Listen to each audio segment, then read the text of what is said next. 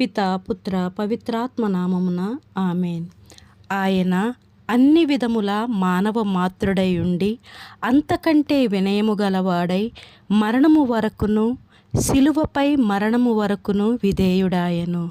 అందువలనే దేవుడు ఆయనను అత్యున్నత స్థానమునకు లేవనెత్తి అన్ని నామముల కంటే ఘనమగు నామమును ఆయనకు ప్రసాదించెను.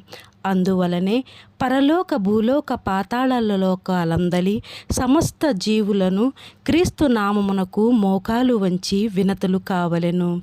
పితయగు దేవుని మహిమార్థమై యేసు క్రీస్తు ప్రభువని ప్రతి నాలుక ప్రకటింపవలయును. ఇది ప్రభువాక్కు. సర్వేశ్వరునికి వందనములు.